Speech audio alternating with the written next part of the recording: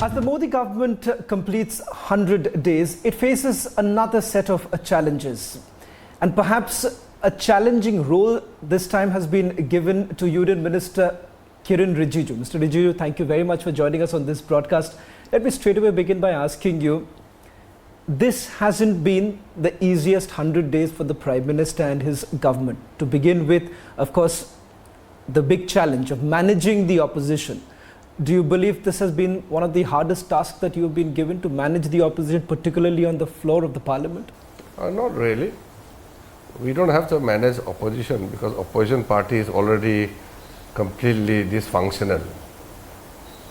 The opposition party which we have in present time, they are not responsible people. They don't function as an effective, responsible opposition party. So anyway, let opposition party be whatever they are. Our focus is on governance. So we are not bothered about what opposition plays with. In the last 100 days of Modi's third term, we have been able to achieve historical milestones. In the past, we have seen so many governments have come. What Modi's third term achieved in first 100 days is more than what many governments achieved in their full terms. So you can imagine, for example, the total 15 lakh crore rupees to be spent within this span of our 15 days. We have taken decision to utilize the 15 lakh crore in different sectors for different welfare schemes, infrastructures and other important schemes. These are unthinkable just few years ago. And then, if you see Prime Minister Modi's first decision after assuming the Prime Minister's job for the third time, the first decision he had taken was releasing 20,000 crore rupees into the accounts of 9.3 lakh farmers. So that is how the tenure began.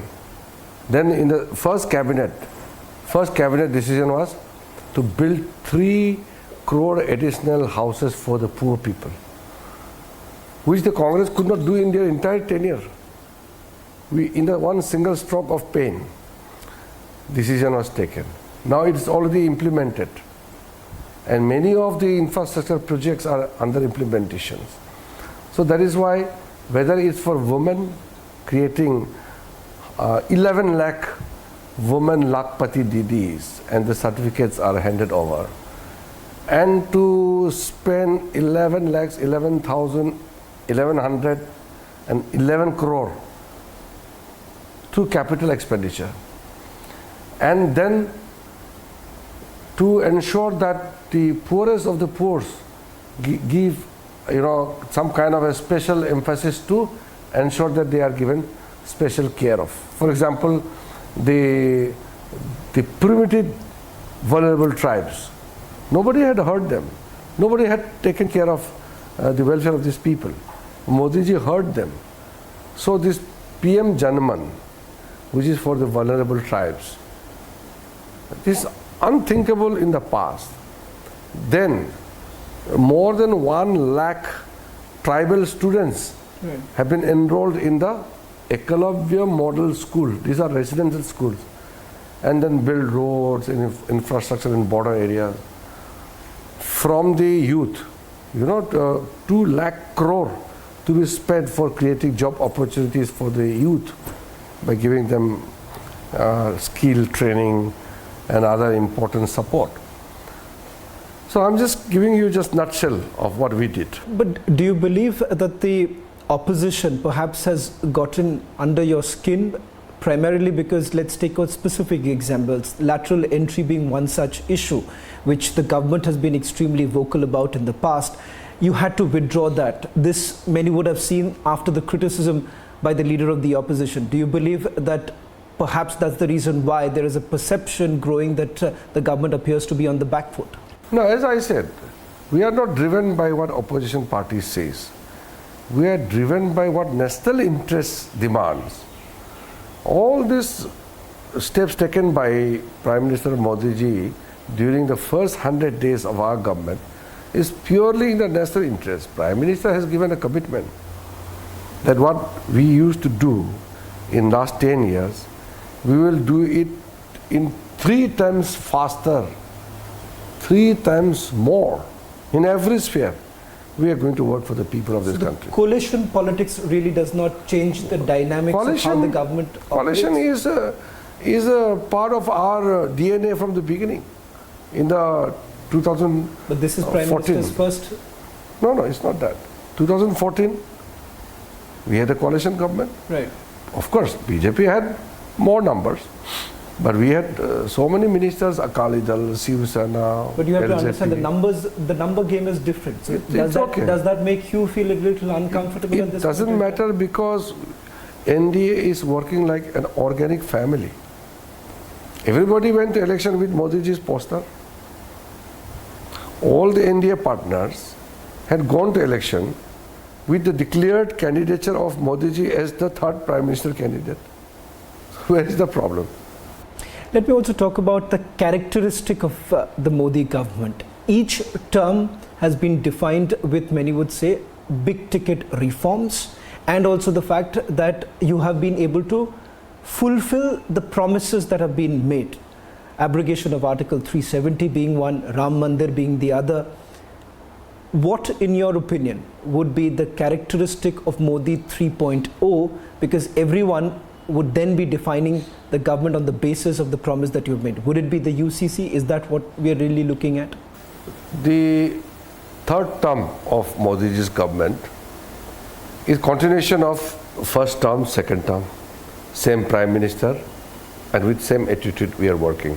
The only difference would be that in the 3rd term, Modi ji will work 3 times harder than the previous 2 terms. That will be the only change. We will take stronger measures, better decision, faster execution, and will achieve much more than what we achieved in the past. Minister Rijiju, I want to get into a little bit of specifics of your role as the Parliamentary Affairs Minister and of course the other ministry that you're handling. First, with regards to how do you deal with the opposition? It's the revival of the opposition, one would say, compared to the last 2 terms. The opposition perhaps is also hell-bent that their voice should be heard. That is the reason why in the last session what we essentially saw was a reinforced opposition. How exactly are you managing? Did it start on an acrimonious note, especially with the pro tem speaker and the fact that the decision about the deputy speaker, did it have an acrimonious start? The Congress party is very irresponsible political party. They were ruling this country for such a long time. Today they are reduced to opposition party, and in 3rd consecutive term, they could not even reach the triple digit. They could not reach the 100 mark. That's fine. It's a people's mandate. But at least they should play the role of opposition party responsibly. The first time in the history of Indian democracy, Congress boycotted the election of the pro-term speaker, the nomination process. Pro-term speaker is nominated by the government based on a selection of one of the senior member and rest are panel members. The Congress and opposition party even didn't participate in the election and the functioning of the pro-term speaker. Then they did not allow Prime Minister to speak in Rajya Sabha and Lok Sabha. You can just pick up the records of the Parliament. Before this 2024 budget session, has there been even a single instance where Prime Minister's speech is being disturbed? The whole opposition party came to the well of the House and stood in front of the Prime Minister, and they blocked Prime Minister from speaking. Prime Minister had to literally shout on top of the lungs to be heard. Has this happened before? This kind of irresponsible behavior by the opposition party makes them unfit even to be opposition party. It's very unfortunate. The other big issue that I wanted to perhaps put the focus on, and perhaps it's also a good time to elaborate on it, because there has been a lot of fear mongering that has happened. On 5th of August, there was a huge speculation that was doing the rounds that yet again, this government is going to come up with a big reform. The Waqf bill, it's a critical bill that was supposed to be introduced. For the first time in 10 years, Minister Rijiju, we're looking at a critical bill like this going to the JPC. Two arguments to that. One, from your understanding, the need to bring it now, which you've said in the past that it is already too late, it should have come in much earlier. The second is, if you had to explain it to the public, those who are watching your interview today, why the need for Waqf? Why does the nation really need it at this juncture? See, first of all, I have heard people saying, including the journalists, that Waqf boards in India, they own the third largest properties next to defense railways. But that is actually incorrect. The thousands of kilometers of railway tracks and railway platforms and all, these are national property. People of India use the railway tracks and all. How can you compare with the Waqf properties? Thousands and thousands of kilometers of railway lines are government properties. People use it. Then thousands and thousands of acres of lands where defense personnel, the Indian Army, the Air Force, the Navy, they use the land to defend the country. This is not private property. How can you compare the defense and railway property with the Waqf property? Waqf property is managed by the boards and they are donated by the individuals. So actually the Waqf property in India is the largest in the world.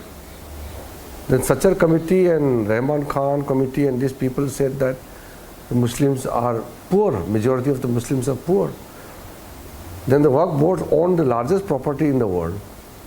Why can't these properties be used for the poor Muslims, for women, for the children, for the weaker section amongst the Muslims?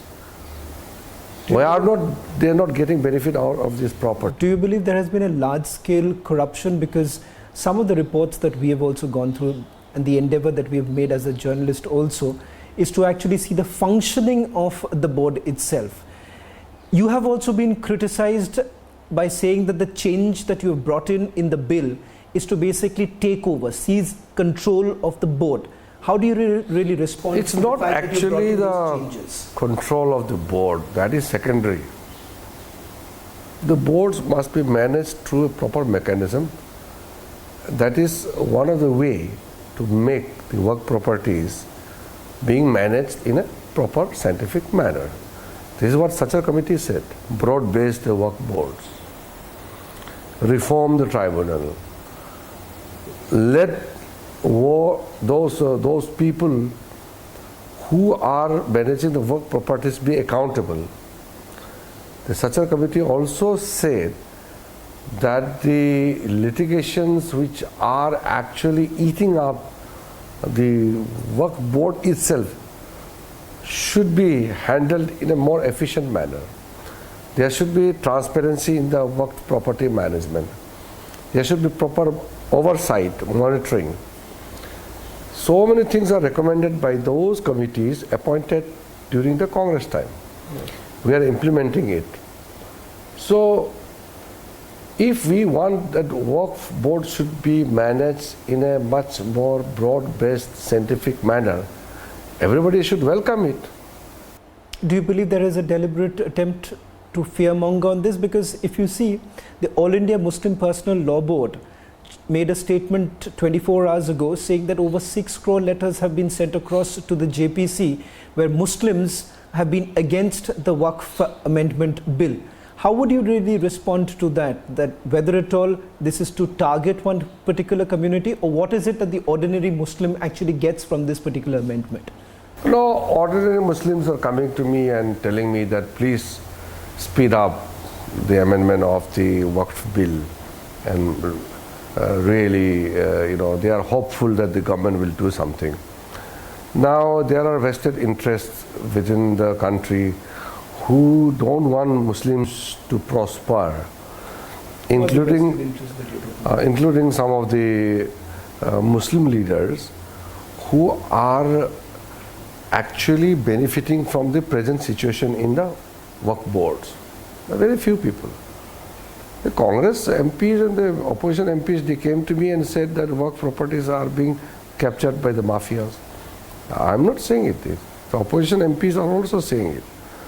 And then the Congress party, people like Zakir Naik, some radicals, they are moving around, broadcasting around and telling that government is trying to take away the Muslim lands.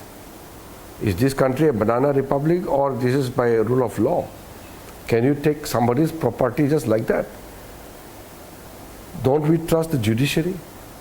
In this country, constitutional provisions cannot be undermined, and everything is being handled under a particular rule of law. Rules are framed and you function under the rules. Can anybody just go and snatch a land which belongs to a masjid, or can anybody go and take over land of any other person? What is the one big benefit, in your opinion, would be after the amendment is... Once the amendment is passed and we make the act, Umeed Act, most of the properties will be managed through proper mechanism, and all those unutilized properties with the Waqf boards will be utilized for the welfare of the poor Muslims, and the minuscule that whatever revenue they are showing now will increase multiple times. They are not earning 200 crore. Largest properties in the world not earning even 200 crore. It's like a joke. So there will be hospitals, training centers, schools, colleges, training centers, many things will come up in those valuable Waqf properties to be managed by the Muslims only. And all the profits and proceeds will go to Muslim community only. The income from the Waqf property will not be used by other communities. It will be for Muslim community only. So in fact, every Muslim must come forward and support it. Right. Minister Rijiju, there's one big cause of concern, and you've already spoken about it. Radicals, fugitives like Zakir Naik, fear-mongering on this entire issue. In the course of the research, what we have come across is just not Zakir Naik, Minister Rijiju. There are several others who are now working overtime to ensure that they send across this message, so much so it has got global repercussions, that the Muslims are being targeted, the community is being constantly targeted. How do you really look at the sudden coming up of a radical fugitive like Zakir Naik? Do you believe that he's been egged upon? Do you believe that there is a larger conspiracy at play? Yeah, it is not only people like Zakir Naik. There are many other people, including many other people inside India, are conspiring to work against India's interests. And people like Rahul Gandhi, people like many leaders in the opposition party, they are being backed by such anti-India groups. If you see Rahul Gandhi goes out to foreign countries, he moves around with anti-India people, and they are damaging India's interest. However, people of India have given their mandate, and Modi ji's leadership will ensure that these negative people cannot destroy India.